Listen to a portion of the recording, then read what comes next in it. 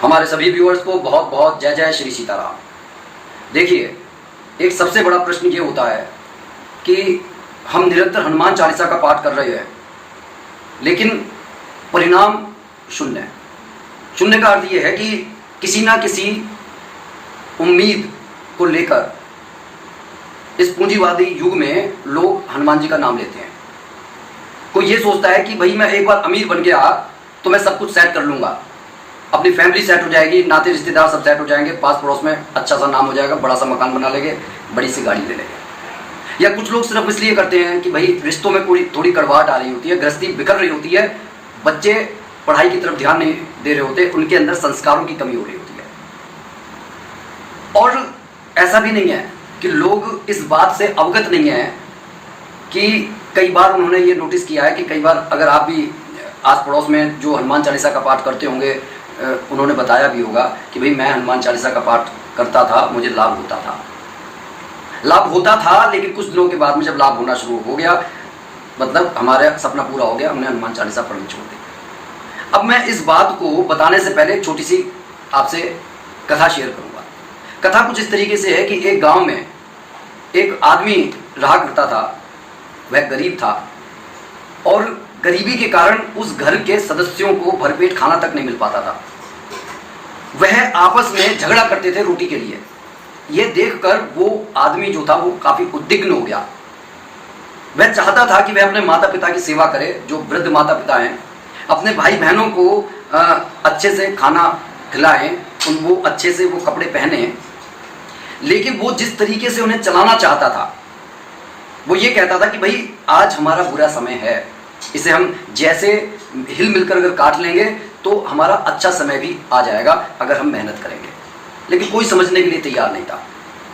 जिसे कहते हैं कि मेरा पेट हाउ, कुछ इस तरीके से कहावत है, मैं ना दूं काऊ मेरा पेट हाउ। तो वह घर छोड़कर जंगल में चला जाता है। उसे कुछ समझ में नहीं आता। लेकिन देखिए, चाहे घर छोड़कर चला गया, लेकिन पेट तो रोटी मांगेगा, पेट में भूख लगेगी।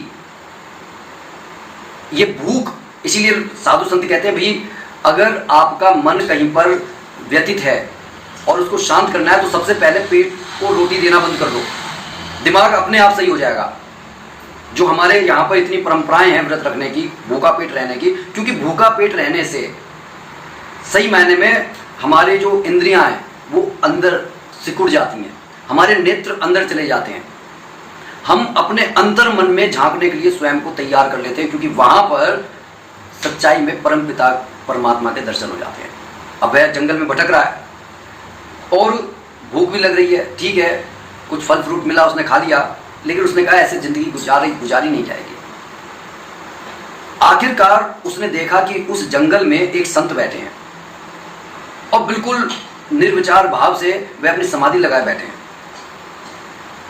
अचानक उसके दिमाग में एक बात आई। उसने कहा कि इतने बियाबान जंगल में, जिसमें काफी हिंसक पशु हैं और मैं तो डरते हुए फिर रहा हूं, भूख लग रही है तो मेरे को मतलब छानबीन करनी पड़ रही है, क्या खाऊं क्या ना खाऊं, और ये निर्विचार ऐसे बैठे हुए हैं जैसे इन्हें कोई शेर आ जाएगा तो इन्हें चिंता नहीं है, कोई डकैत आ जाएंगे तो इन्हें चिंता नहीं है। आखिर ऐसा इनके पास में क्या है जो ये इतने मतलब इन्हें ना रोटी की चिंता है, ना इन्हें पानी की चिंता है, ना इन्हें कपड़ों की चिंता है, ना रहने की चिंता है, ना अपने जान की चिंता है। आखिर ऐसा इनके पास क्या है?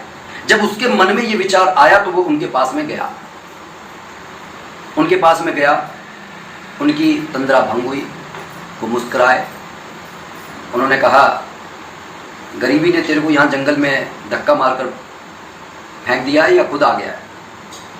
उसने कहा, आप तो अंतर्यामी, आप सब जानते हैं। कहने लगा, मेरे को तो यही मालूम है कि तू जो है गरीबी से डरकर इस जंगल में आ गया है। कहने लगा, हाँ गुरुदेव, मैं यहाँ जंगल में आ गया हूँ तो अब मेरा जीवन का कोई लक्ष्य नहीं है, मैं मरना चाहता हूँ। लेकिन जब मैंने देखा कि आप यहाँ पर समाधि लगाए बैठे तपस्या कर रहे हैं, तो मेरे मन में एक विचार आया कि आखिर ऐसा आपके पास में क्या है जिससे आप इतने शांत हैं, निर्भय हैं। ना आपको मतलब आपको क्या भूख प्यास नहीं लगती? आपको हिंसक जानवरों से डर नहीं लगता? आपको ये डर नहीं लगता अगर इसमें डकैत वगैरह आ गए तो क्या होगा? वो मुस्कुराए, कहने लगे, जितनी मेरी सांसें हैं वो वहां से बंधी हुई है, उन्हें कोई ले नहीं सकता, और जिसने मुझे भेजा है मुझे उस पर पूरा भरोसा है कि वो मुझे भूखा रहने नहीं देगा। लेकिन मैंने अपने आप पर इतना नियंत्रण कर लिया है, तपस्या से इतना साध लिया है कि मैं बरसों तक भूखा रह सकता हूँ, बरसों तक प्यासा रह सकता हूँ। मेरा तो जीवन का सिर्फ एक लक्ष्य है, परम पिता परमात्मा से साक्षात्कार, और उसी दिन मैं अपनी देह को छोड़ दूंगा। तो उसके मन में ये बात आई कि आप एक सच्चे साधु हैं, आपकी गृहस्थी है नहीं, आपने अपने जीवन का लक्ष्य निर्धारित कर लिया है और आपको मिल भी जाएंगे परमात्मा। लेकिन मेरे जीवन का जो लक्ष्य था कि मैं अपने घर परिवार को सुखी देखना चाहता हूँ, समृद्ध देखना चाहता हूँ, लेकिन मैं ऐसा लग रहा है कि इस जन्म में उसे सुखी नहीं रख पाऊंगा। संत ने कहा ऐसी बात नहीं है, क्योंकि संतों का हृदय बड़ा कोमल होता है, वो किसी के दुख को देख नहीं पाते, इसलिए अपनी तपस्या का फल भी दूसरे को देने में वो संकोच नहीं करते, क्योंकि उनका ये मानना है कि ऐसे काम से भी परमात्मा प्रसन्न हो जाते हैं। लेकिन फिर भी उनका जो कार्य है, जो कुछ वो किसी के लिए, समाज के लिए करते हैं, निस्वार्थ भाव से करते हैं। उन्होंने कहा मैं तेरे को एक ऐसा ज्ञान दे रहा हूँ जिससे कभी तेरे घर वालों को भूखा नहीं सोना पड़ेगा, और बस इसके लिए तेरे को दृढ़ निश्चय होकर जो मैं कह रहा हूँ वो तपस्या करनी होगी। उसने कहा ठीक है। कहने लगा इसमें तेरे को 3 साल का वक्त लगेगा। उसने कहा बस आप मेरे को अपनी शरण में ले लो, मुझे सब मिल जाएगा। उन्होंने उसको अपनी शरण में ले लिया। 3 महीने के अंदर उसकी जो तपस्या रंग दिखाने लगी। वह चुटकी बजाता पानी प्रकट हो जाता, वो चुटकी बजाता जो खाने को मांगता वो प्रकट हो जाता, वो चुटकी बजाता पहनने के लिए कपड़े पैदा हो जाते। मैं बड़ा प्रसन्न हो गया। उसने कहा जीवन में अगर चुटकी बजाकर सब कुछ मिल रहा है तो यूं समझो सब कुछ मिल गया, अब तो परमात्मा को पाने की भी जरूरत नहीं है। और यह सोचकर उसने अपनी तपस्या के बीच में उन संत से आज्ञा मांगी कि देखो मेरे को अपने घर परिवार की चिंता हो रही है कि मैं तो यहाँ पर मतलब 36 व्यंजन खा रहा हूँ और वो वहाँ पर भूखे रह रहे होंगे, एक बार आप अनुमति दे दीजिए मैं उनसे मिलकर आ जाऊँ, फिर मैं आपकी शरण में आपकी सेवा करने के लिए उपस्थित हो जाऊँगा। संत मुस्कुराए, क्योंकि संत को मालूम है तू मेरी सेवा कर रहा है कि अपने लिए इंतजाम कर रहा है। उन्होंने कहा ठीक है, एक बार सोच लो, तपस्या जो हम संकल्प लेते हैं वो बीच में छोड़ना नहीं चाहिए। लेकिन उसकी हट थी कि भाई मेरे को परिवार को देखने के लिए जाना है, तो वो चला गया। अब जब वो परिवार में गया तब उसने देखा परिवार की हालत बहुत बुरी है। कैसे ही वो अपना मांग कर गुजारा कर रहे हैं, भीख मांग कर गुजारा कर रहे हैं। उसे बड़ा दुख हुआ, लेकिन उसको देखकर सबके अंदर उम्मीद की एक किरण जाग गई। उसने अपना जादू टोना करके लोगों अपने परिवार को दिखाया और साथ में ये भी हिदायत दी कि बाहर किसी को मत कहना। अब भैया घर परिवार के लोगों के पास में खाने की कमी नहीं है, पहनने की कमी नहीं है, पैसा इतना आ गया कि उन्होंने मकान बनवा लिया। गांव भर में बात फैल गई कि भैया इनको कोई खजाना मिल गया, क्या बात है। कुछ लोगों ने कहा नहीं, इनका जो बड़ा लड़का था वो व्यापार करने के लिए बाहर गया था और अब वो जब यहां पर आ गया है तो कुछ कमा कर आया है। कहने लगे भाई उसने 6 महीने के अंदर ऐसा क्या काम करा कि मतलब हमें भी उससे कुछ सीखना चाहिए। समझने की कोशिश कीजिए, जो लोग इसके परिवार से संबंध विच्छेद कर चुके थे, जो नाते रिश्तेदार उनकी शक्ल देखने के लिए तैयार नहीं थे, आज जब उनका वक्त पलट गया तो वो सब लोग अब उन्हें अपना चाचा ताऊ सब कुछ बनाना चाहते हैं। वो उनके पास पहुंचे, उन्होंने लड़के ने, उनके घर परिवार वालों ने उनका बहुत स्वागत किया, लेकिन ये कहा कि भाई मुझे तो अभी फिर से जाना होगा। कहने लगे हम भी आपके साथ चलेंगे। कहने नहीं, आपको नहीं लेकर जा सकता, क्योंकि जिसके अंदर में मैं काम करता हूं उनकी आज्ञा नहीं है। खैर ऐसे ही उसने लगभग 2.5 साल गुजार दिए। 2.5 साल समझ लीजिए कि 3 साल में तो उसकी जो साधना थी वो कंप्लीट होने वाली थी, लेकिन उसने 2.5 साल गुजार दिए। एक दिन रात्रि में वो लेटा हुआ था, उसे ध्यान आया, संत ने दर्शन दिए कि भाई क्या बात है। जो पा लिया उसमें ही संतुष्ट हो गए हो क्या? उसने कहा नहीं नहीं, मैं गुरुदेव मुझसे बहुत बड़ी गलती होगी, मैं आऊँगा। अब वो जाने लगा। घर वालों की आंखों में आंसू आ गए। कहने का ये अर्थ है, जब आप लायक होते हैं तो नालायक को कोई घर में रखना नहीं चाहता और लायक को चाहता नहीं कि वो घर को छोड़कर जाए। वो जाने लगे, कहने मैं आऊँगा, और वो सारी व्यवस्था करके, अपने खेत की व्यवस्था करके, दुकान की व्यवस्था करके, सबको हिल्ले से लगाकर वह जंगल में चला गया। संत ने कहा आ गया?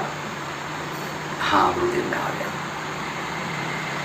संत ने कहा मैं बड़ा प्यासा हूँ, जरा पानी पिला। तो कहने लगे पास में जो झरना बह रहा है वहां से पानी लिया।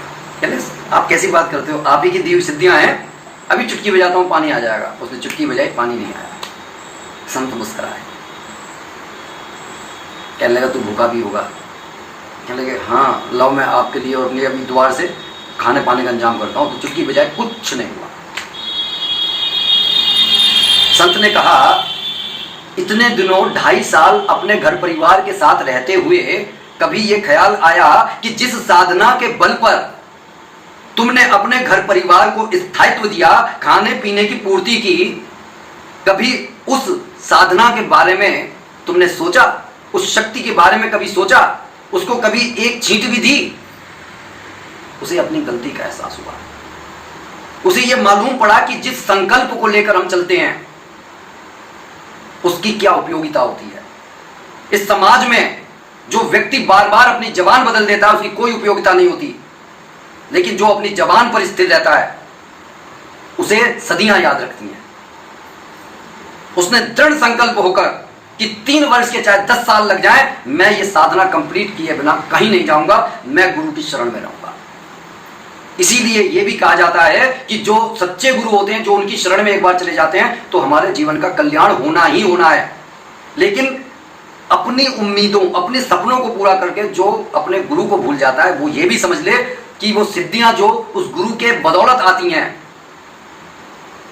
अगर वो उस गुरु को छोड़ देता है तो उसे कहीं ठौर नहीं है। ईश्वर अगर नाराज हो जाए तो चलेगा, लेकिन अगर गुरु नाराज हो गया तो कुछ नहीं मिलता। इतनी सुंदर कहानी को आपके सामने बताने का मेरा सिर्फ और सिर्फ इतना मोटिव है कि लोग संकल्प लेते हैं, कोई 40 दिन का, 21 दिन का, 7 दिन का, लेकिन लोग एक दिन उस पर स्थिर नहीं रह पाते। वह ये तो चाहते हैं कि समाज में उनका ये नाम हो कि भाई मैं हनुमान भक्त हूं, मैं पूजा करता हूं, मैं पानी चढ़ाता हूं, मैं मंदिर जाता हूं।